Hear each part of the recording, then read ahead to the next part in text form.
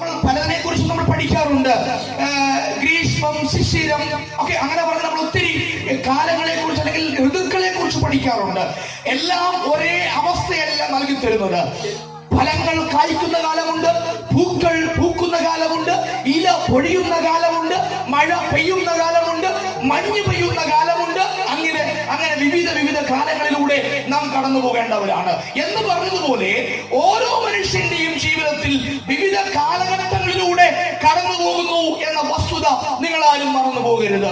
അങ്ങനെയാണെങ്കിൽ വിശുദ്ധ ബൈബിളിൽ കാലം അല്ലെങ്കിൽ സമയം എന്നതിനെ സൂചിപ്പിക്കാനായിട്ട് കൊടുത്തിരിക്കുന്ന ഗ്രീക്ക് ആണല്ലോ പുതിയ നിയമത്തിൽ എഴുതിയിരിക്കുന്ന ഭാഷ എന്നുള്ളത്.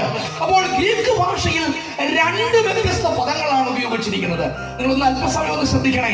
രണ്ട് ഗ്രീക്ക് പദങ്ങളാണ് സമയം അല്ലെങ്കിൽ കാലം എന്ന വസ്തുത വെളിപ്പെടുത്താനായിട്ട് ഉപയോഗിച്ചിരിക്കുന്നത്. ഞാൻ പറയാം രണ്ട് പദങ്ങൾ.